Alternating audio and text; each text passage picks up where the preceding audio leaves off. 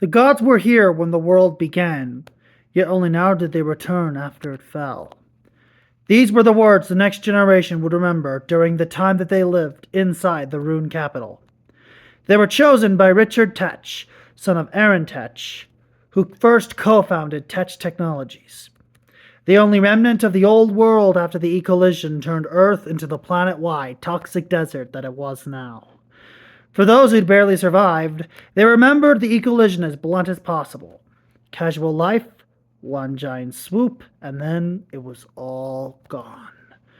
The privileged, such as Tetch Technologies, were the heroes of what had managed to survive. And by that, only barely. Radiation bunkers in 2050 weren't as frequent as you would have expected. So it was like managing to survive a flood because you knew how to swim in the Great Lakes. Practically impossible, but not exactly improbable. The Ecollision meteorite, aka Satellite 249, codenamed the star of LUXOR because of how bright and large it was, crashed right in the middle of the Ring of Fire in the center of the Pacific Ocean. Once all volcanic areas burst the surface of the oceans and coastal areas into chaos, the radiation that proposed at about 7.5 times larger than the asteroid that had wiped out the dinosaurs over 65 million years ago turned the oceans into canyons, and all the land masses into lifeless deserts as an after effect of the fallout. The radioactive atmosphere baked the world above into a catastrophic wasteland, and the only way even a smidge of humanity was able to survive was hiding in those hidden bunkers. After the Ecollision, only 4.9% of all humanity survived the apocalyptic blast. After almost a year, the rest of the human race was rescued by Tetch Technologies, who precariously adapted to the harshness of the desert up above and stationed not just anti-radiation measures, headed by Richard Tetch, but a carefully laid out plan for the last of humanity to recover and rebuild civilization from the ground up. The first thing they did was realize their mistakes, as humanity so often does after such a disastrous crisis. And the second thing they did was look to the past to temporarily correct it to ensure their survival.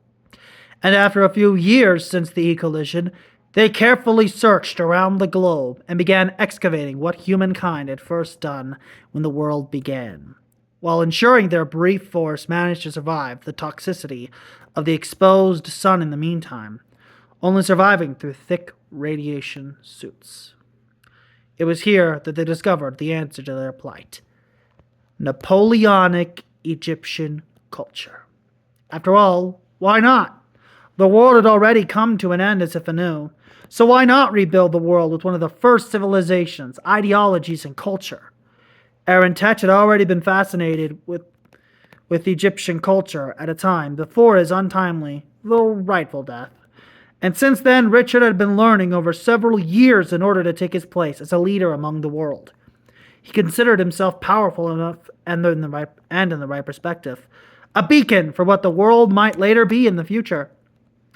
He was the last humanity depended on. He was their guardian among the sun. So when he returned from his expedition of their cultures and ideals piled in so many large books, folders, and truckfuls of Egyptian artifacts that would resemble how the rebirth of humanity would be visualized, he gathered everyone around the site and he made an announcement. In honor of the new world they'd create that he'd lead them to, he would be considered their Ra. From that day forth, many began to first call him an infamous moniker: Ranon Tetch. Then the creation of the new world started.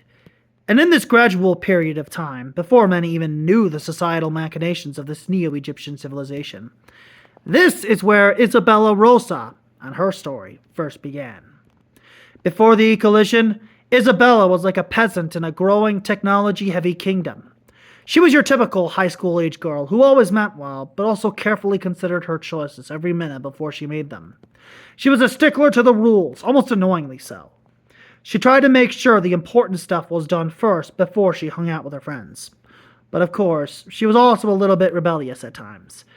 And that rebellion was first brought out of her in her sophomore year, during the week that she met Richard Tetch, or as she called him then, Rick Tetch. Rick, you see, was different. He had the attitude of a cocky high school boy from the 1990s, and the overall appearance of a greaser from the 1950s. He got in trouble, mostly on purpose, and whatever he did, he somehow managed to rope Isabella into his schemes and the punishment. At first, she was furious and extremely annoyed, but over time, during the course of that brief period of peace, she started to find him charming and almost addicting in his bold, careless attitude. Soon she started to play along in his game, dismaying her 3 cautious best friends in high school, the bookish Ana Torres, the intelligent Aaron Thorne, and the nervous Olsen Freeman. By looping themselves into Isabella's troubles, they hoped to save her. However, in reality, they were only further tying themselves and her to the hypnotic influence of Rick Tetch and everything he would accomplish later. Fortunately, the Ecollision stopped all communication between Isabella and Rick, and she started to realize in the bunkers that Rick Tetch was a bad influence, and she vowed she would never see him again. However, fate's a little funny that way, isn't it? Because when Tetch Technologies had carefully excavated everyone out of the bunkers, it was none other than Rick Tetch, specifically, who excavated Isabella's bunker. As the open crevice between the anti-radiation trucks and the digging hole in the ground under the bunker split open, Rick reached out towards Isabella in particular, like a knight in shining armor. He called out to her valiantly, "Take my hand, Miss Rosa." Bitterly, she crossed her arms and said, "After you rescue everyone else first." And when he'd done so, she'd taken his arm as she said, but she never spoke to him on the drive across the global desert to the protected base in sight, New Cairo. When everyone was ensured safe and Tetch Technologies went out to continue their expedition, Isabella kept to herself solemnly.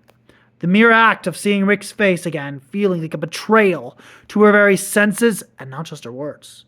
She'd vowed never to see him again, and yet she'd done so anyway.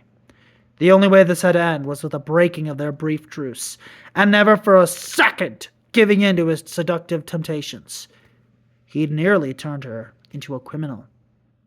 He would not turn her into a monster.